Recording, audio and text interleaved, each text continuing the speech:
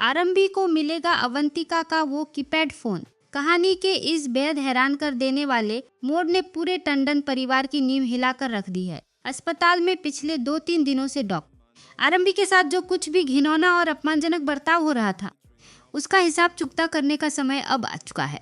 विहान को सही सलामत बचाकर लाने के लिए जिस आरंभी को पूरे टंडन परिवार की तरफ से शाबाशी और सम्मान मिलना चाहिए था, उसी आरंभी को घर और अस्पताल दोनों जगह से पूरी तरह बाहर निकालने की एक बहुत बड़ी और खौफनाक प्लानिंग की जा रही थी। विश्वास और अवंतिका ने मिलकर आरंभी के करियर को तबाह करने के लिए उसे टर्मिनेशन लेटर तक थमा दिया था, लेकिन ठीक सही समय पर ध्रुव चावला की एंट्री ने इस पूरे खेल का पासा ही पलट कर रख दिया। ध्रुव ने अस्पताल के सभी लोगों के सामने उस टर्मिनेशन लेटर के टुकड़े टुकड़े कर दिए, क्योंकि ध्रुव न्यूपल्स अस्पताल का को-फाउंडर और असली मालिक है, जिसके सामने विश्वास के किसी भी एक तरफ फैसले की कोई अहमियत नहीं है।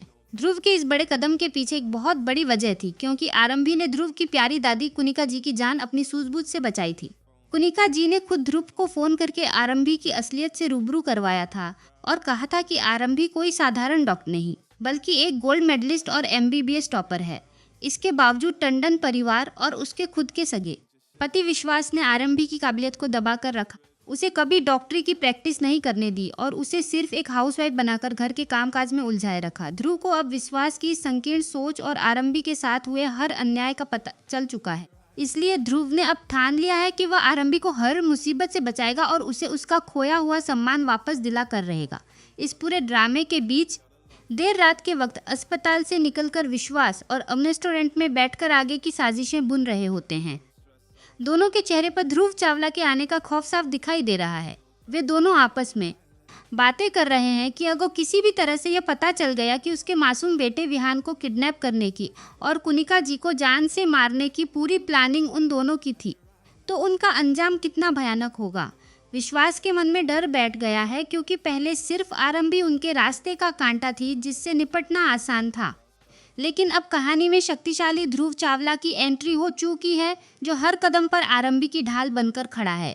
इस पूरी बातचीत में यह सच भी सामने आता है कि अवंतिका ने ही विश्वास को उकसाया था और अपने खुद के बेटे विहान को किडनैप करने का वो खतरनाक प्लान दिया था। उन दोनों का असली मकसद समाज और परिवार के सामने यह साबित करना था कि आरंभी न तो एक अच्छी डॉक्टर है और न ही एक अच्छी माँ है, ताकि उसे हर जगह से बदनाम करके निकाला जा सके। अवंतिका, जो कि अस्पताल में आरंभी की सुपरवाइजर बनी बैठी है, उसे विश्वास ने जानबूझकर उस पद पर बिठाया था और अपनी खुद की पत्नी आरंभी को अवंतिका की असिस्टेंट बना दिया, ताकि उसे हर दिन मानसिक रूप से प्रताड़ित किया जा सके।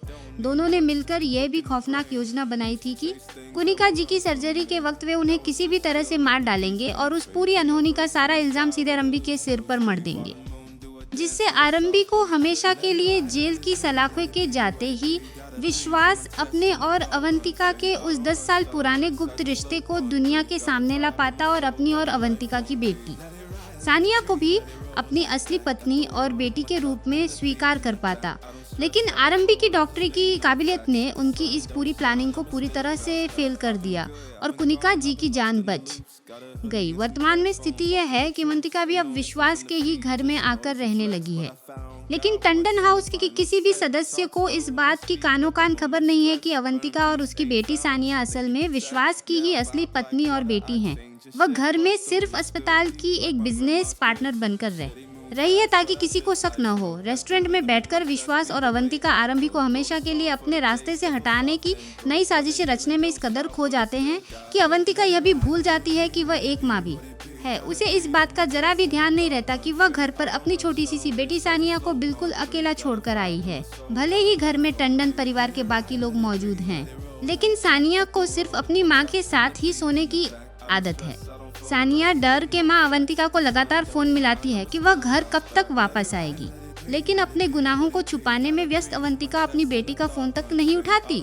दूसरी तरफ टंडन हाउस के एक शांत कमरे में मासूम विहान अपनी माँ आरंभी के पास सुरक्षित सो रहा है। आरंभी की आंखों में नींद नहीं है। वह बिस्तर पर लेटे लेटे अस्पताल में हुई उन सभी गहराई से विचार कर रही है। वह सोच रही है कि कैसे विश्वास ने उसे गिराने की कोशिश की और कैसे ध्रुव ने उसे बिल्डिंग से गिरने से बचाया और अस्पताल से बाहर निकाले जाने से भी उसकी रक्षा की।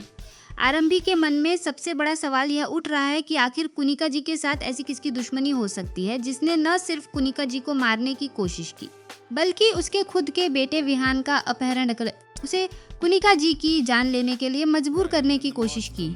ये आरंभी ने मन ही मन यह कड़ा संकल्प ले लिया है कि वह इस असली गुनहगार का पता लगाकर ही दम लेगी। इन्हीं विचारों में खोई हुई आरंभी रात के करीब 2 बजे पानी लेने के लिए रसोई की तरफ जाती है। तभी उसकी नजर अचानक अवंतिका के बेडरूम पर पड़ती है, जहाँ की लाइट अभी भी जल रही है। आरंभी को अच्छी तरह पता है कि अवंतिका और विश्वास दोनों ही इस वक्त घर पर मौजूद नहीं हैं और अस्पताल के काम के बहाने बाहर हैं, जिसका सीधा मतलब यह है कि रात के दौरान सानिया अभी तक सोई नहीं है और कमरे में अकेली है। आरंभी को इस कड़वे सच का पहले से ही आभास है कि सानिया किसी और की नहीं बल्कि विश्वास की ही बेटी है, लेकिन आरंभी ने अभी तक यह बात घर के किसी भी सदस्य को नहीं बताई है। वह जल्दबाजी में कोई कदम नहीं उठाना चाहती, बल्कि एक बेहद काबिल और समझदार डॉक्टर की तरह विश्वास के सारे काले कारनामों का सबूत इकट्ठा करके उसे बेनकाब करना चाहती है, ताकि वह विश्वास से हमेशा के लिए तलाक लेकर अपने बेटे विहान की पूरी कस्टडी अपने पास सुरक्षित रख सके। इसी वजह से वह अब तक बिल्कुल खामोश बनी हुई है। आरंभी जब सानिया के कमरे का दरवाजा खोलकर अंदर जाती है तो वह देखती है कि सानिया डर के मारे बुरी तरह कांप रही है और उसकी आंखों से आंसू बह रहे हैं। आगे बढ़कर सानिया का हाथ पकड़ती है। सानिया डर के मारे तुरंत आरंभी के गले लग जाती है और रोते हुए कहती है कि उसे इस अंधेरे कमरे में बहुत डर लग रहा है। उसकी मम्मा अभी तक घर नहीं आई हैं और उसके बार बार फोन करने पर भी कोई जवाब नहीं दे रही हैं। आरंभी के भीतर की माँ जाग उठती है और वह सानिया को संभालते हुए बड़े प्यार से कहती है कि घबराने की कोई बात नहीं है। शायद उसकी मम्मा अस्पताल में किसी बहुत जरूरी और लंबी सर्जरी में व्यस्त होंगी और इसी वजह से विश्वास अंकल भी अभी तक घर नहीं लौट पाए हैं। आरंभी सानिया का डर दूर करने के लिए खुद अवंतिका और विश्वास दोनों के नंबरों पर फोन लगाती है, लेकिन साजिशों में डूबे गुंसे भी फोन रिसीव नहीं करता। सानिया को अकेला और डरा हुआ देखकर आरंभी उसे अपने कमरे में साथ चलकर सोने के लिए कहती है। सानिया भावुक होकर आरंभी का शुक्रिया अदा करती है और कहती है कि विहान कितना खुशनसीब है जो उसे आरंभी जैसी इतनी अच्छी और प्यारी मम्मा मिली है, क्योंकि उसकी अपनी मम्मा तो उसे लोरी गाकर भी नहीं सुलाती। सानिया की यह मासूम बात सुनकर आरंभी की आंखों में पानी आ जाता है। वह एक पल के लिए सोचती है कि सानिया उस विश्वास और अवंतिका की बेटी है जिन्होंने उसकी पूरी जिंदगी को नर्क बना दिया। फिर भी इस मासूम बच्ची को देखकर उसके मन में नफरत की भावना क्यों नहीं जागती, बल्कि सिर्फ प्यार और ममता उमड़ती है। आरंभी जब सानिया को लेकर अपने कमरे की तरफ बढ़ने लगती है, तभी सानिया कहती है कि उसे अपनी अलमारी में रखी हुई अपनी पसंदीदा सॉफ्ट बेडशीट चाहिए, क्योंकि उसके बिना उसे रात में नींद नहीं आती। आरंभी उसे अपनी अलमारी से वह बेडशीट निकालने के लिए कहती है। सानिया जैसे ही अलमारी का दरवाजा खोलकर बेडशीट खींचती तो उसके साथ ही अलमारी के अंदर गहराई में छुपाकर रखा हुआ एक पुराना कीपैड फोन अचानक जमीन पर गिर जाता है। यह वही कीपैड फोन है जिसका इस्तेमाल अवंतिका ने विहान को किडनैप करने के बाद आरंभी को अलग अलग नंबरों से मैसेज भेजकर ब्लैकमेल करने के लिए किया था। सानिया उस फोन को जमीन पर गिरा देखकर झुंझलाते हुए कहती है कि उसकी मम्मा भी कितनी अजीब है जो अपने इस पुराने फोन को हमेशा उसकी अलमारी के कपड़ों के पीछे छुपा कर रखती है। आरंभी जब सानिया से पूछती है कि क्या उसे कोई मदद चाहिए, तो सानिया कहती है कि मम्मा ने यह फोन यहाँ छुपाया था और अब यह नीचे गिरकर शायद टूट गया है, जिसे देखकर मम्मा उसे बहुत डांटेंगी। आरंभी उत्सुकता और शक के दायरे में आकर उस कीपैड फोन को अपने हाथ में उठा लेती है। उसके दिमाग में यह सवाल तेजी से घूमता है कि आज के आधुनिक जमाने में जब अवंतिका के पास इतना महंगा स्मार्टफोन है तो वह इस पुराने कीपैड फोन का इस्तेमाल क्यों कर रही है और इसे इस तरह छुपा कर रखने की क्या जरूरत थी। आरंभी जैसे ही उस फोन को ऑन करके अपने हाथ में थामती है, ठीक उसी भयानक रात के सन्नाटे में उस फोन पर अचानक एक नया मैसेज टोन बजता है। वह मैसेज किसी और का नहीं बल्कि विहान के किडनैपर रतन का होता है। रतन ने उस मैसेज में लिखा होता है कि मैडम कृपया करके मुझे थोड़े और पैसे जल्दी भेज दीजिए, क्योंकि मेरी माँ अस्पताल में बहुत गंभीर हालत में भर्ती हैं और मुझे पैसों की सख्त जरूरत है। जैसे ही आरंभी की नजरें उस स्क्रीन पर लिखे शब्दों और नंबरों पर पड़ती हैं, उसकी पूरी रूह कांप उठती है। उसके पैरों के नीचे से मानो जमीन खिसक जाती है, क्योंकि वह नंबर और उस मैसेज की भाषा बिल्कुल वैसी ही थी जैसी विहान के किडनैपिंग के वक्त उसे भेजी जा रही थी। आरंभी बिना कोई वक्त गमवाए उस कीपैड फोन के इनबॉक्स और सेंट मैसेजेस को खोलकर देखना शुरू करती है। उसमें वो सारे मैसेजेस मौजूद होते हैं जो अवंतिका ने खुद को बचाने और आरंभी को डराने के लिए भेजे थे। आरंभी के सामने अब वो खौफनाक सच पूरी तरह से शीशे की तरह साफ हो चुका है कि उसके बेटे की किडनैपिंग के पीछे किसी बाहरी दुश्मन का नहीं, बल्कि इसी घर में पार्टनर बनकर रह रही अवंतिका का हाथ है। सुबह के करीब 4 बजे जब विश्वास और अवंतिका बिल्कुल थके हुए और बेफिक्र होकर टंडन हाउस में वापस लौटते हैं, तब भी अवंतिका के दिमाग में ही आती कि उसकी बेटी रात भर अकेले किस हाल में सोई होगी या उसने जो फोन छुपाया था। अगली सुबह होते ही आरंभी बिना किसी को बताए सीधे पुलिस को फोन कर देती है और पुलिस बल को टंडन हाउस बुला लेती है। सुबह सुबह घर के आंगन में पुलिस की गाड़ियों के सायरन और पुलिस ऑफिसर्स को देखकर पूरे परिवार में हड़कंप मच जाता है। डिम्पल, विश्वास और सुनील गुस्से में आग बबूल आरंभी पर चिल्लाना शुरू कर देते हैं कि उसकी हिम्मत कैसे हुई इस प्रतिष्ठित टंडन परिवार के घर में पुलिस को बुलाने की, और वह समाज में उनकी इज्जत को क्यों नीलाम करना चाहती है। इसी शोर शराबे को सुनकर अवंतिका भी अपने कमरे से बाहर निकल कर आती है।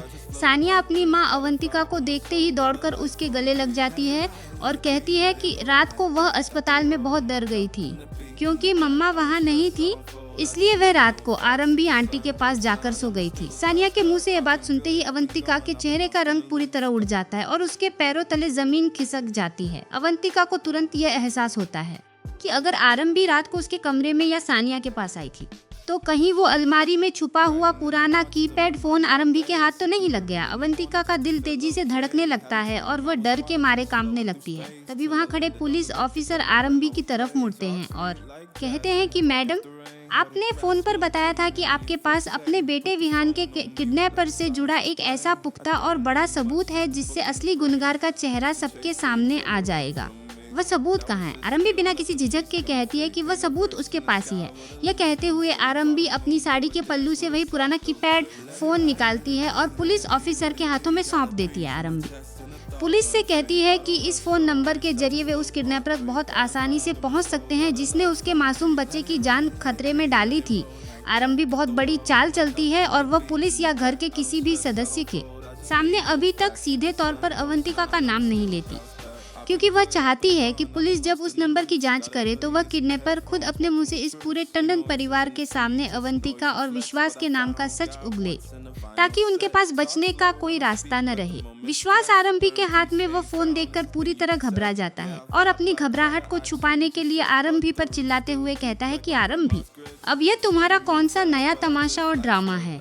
यह पुराना घटिया फोन किसका है और तुम्हें यह कहां से मिला है? आरंभी बेहद शांत और गंभीर चेहरे के साथ विश्वास की आंखों में आंखें डालकर कहती है कि इस बात का पता तो उसे भी नहीं है कि यह फोन असल में किसका है, और इसी कड़वे सच को जानने के लिए तो उसने पुलिस को बुलाया है ताकि कानून की मदद से यह साफ हो सके कि साधारण से फोन के पीछे छुपा हुआ वो असली किडनैपर और ब्लैकमेलर कौन है जो इस घर के सदस्यों की जिंदगी के साथ खेल रहा है। आरंभी का यह तीखा जवाब सुनते ही विश्वास और अवंतिका दोनों के चेहरे का खून सूख जाता है और उन्हें समझ आ जाता है कि उनका विनाश अब बहुत करीब है।